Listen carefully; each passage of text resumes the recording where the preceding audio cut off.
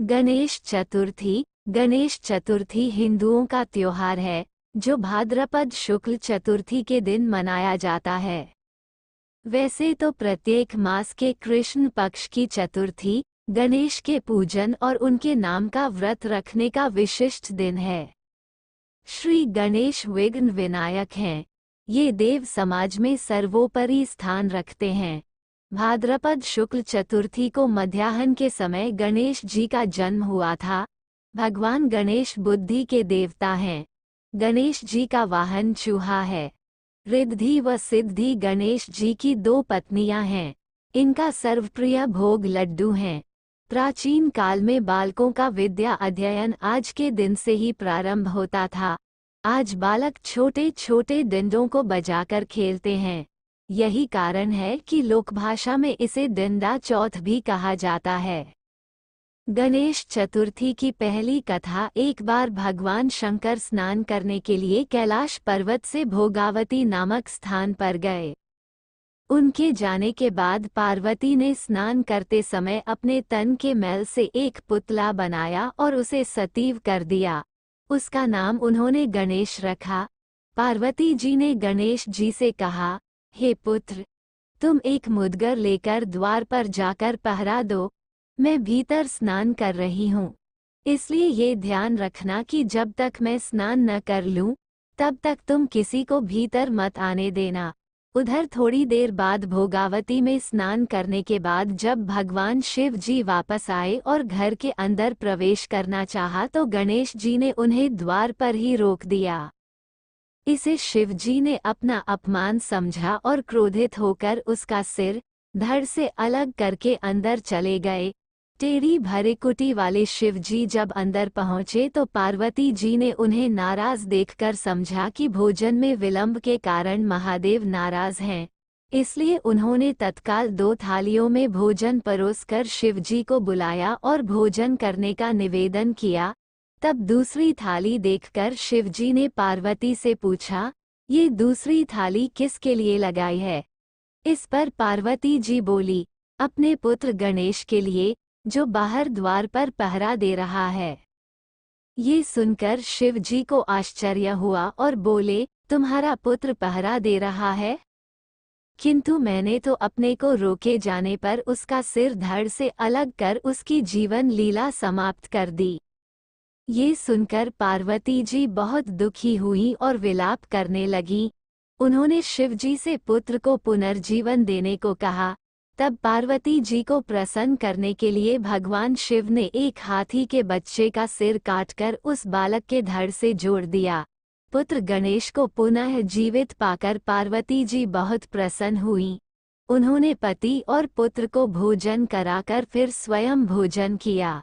ये घटना भाद्रपद शुक्ल चतुर्थी को घटित हुई थी, इसलिए ये तिथि पुण्य पर्व के रूप में मनाई जाती है। गणेश जी की दूसरी कथा। एक बुढ़िया थी। वह बहुत ही गरीब और अंधी थी। उसके एक बेटा और बहू थे।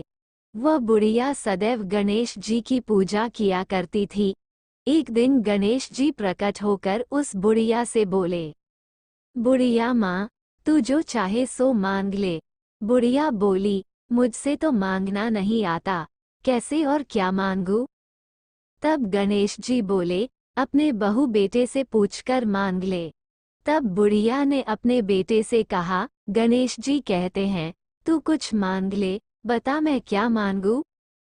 पुत्र ने कहा, माँ, तू धन मांग ले। बहू से पूछा तो बहू ने कहा, नाती मांग ले।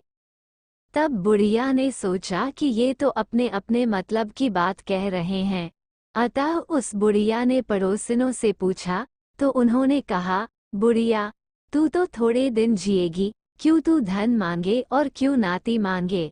तू तो अपनी आंखों की रोशनी मांग ले, जिससे तेरी जिंदगी आराम से कट जाए। इस पर बुढ़िया बोली, यदि आप प्रसन्न हैं तो मुझे 9 करोड़ की माया दें, निरोगी काया दें, अमर सुहाग दें, आंखों की रोशनी दें, नाती दें, पोता दें और सब परिवार को सुख दें और अंत में मोक्ष दें। ये सुनकर तब गणेश जी बोले, बुढ़िया माँ, तूने तो हमें ठग दिया। फिर भी जो तूने मांगा है वचन के अनुसार सब तुझे मिलेगा। और यह कहकर गणेश जी अंतर्धान हो गए। उधर बुढ़िया माँ ने जो कुछ मांगा वह सब कुछ मिल गया। हे गणेश जी महाराज, जैसे तुमने उस बुढ़िया माँ को सब कुछ दिया वैसे ही सबको देना। गणेश चतुर्थी कैसे मनाएं? इस दिन प्रातः काल स्नानादि से निवृत्त होकर सोने, तांबे, मिट्टी अथवा गोबर की गणेश जी की प्रतिमा बनाई जाती है। गणेश जी की इस प्रतिमा को कोरे कलश में जल भरकर मुंह पर कोरा कपड़ा बांधकर उस पर स्थापित किया जाता है। फिर मूर्ति पर गणेश जी की सिंदूर चढ़ाकर षोडशोपचार से पूजन करना चाहिए।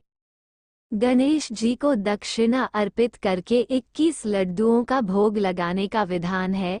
इनमें से 5 लड्डू गणेश जी की प्रतिमा के पास रखकर शेष ब्राह्मणों में बांट देने चाहिए।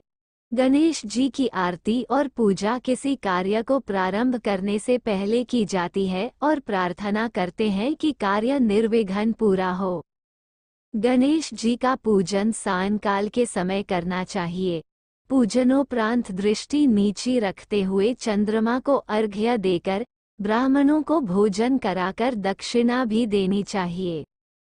इस प्रकार चंद्रमा को अर्घ्य देने का तात्पर्य है कि जहाँ तक संभव हो आज के दिन चंद्रमा के दर्शन नहीं करने चाहिए, क्योंकि इस दिन चंद्रमा के दर्शन करने से कलंक का भागी बनना पड़ता है। फिर वस्त्र से ढका हुआ कलश, दक्षिणा तथा गणेश जी की प्रतिमा आचार्य को समर्पित करके गणेश जी के विसर्जन का विधान उत्तम माना गया है। गणेश जी का ये पूजन करने से विद्या, बुद्धि की तथा रिद्धि सिद्धि की प्राप्ति तो होती ही है, साथ ही विघ्न बाधाओं का भी समूल नाश हो जाता है। थैंक यू दोस्तों। अगर यह वीडियो आपको अच्छी लगे तो प्लीज़ लाइक करें, शेयर करें, कमेंट करें और हमारे चैनल को सब्सक्राइब करें। Thanks for watching.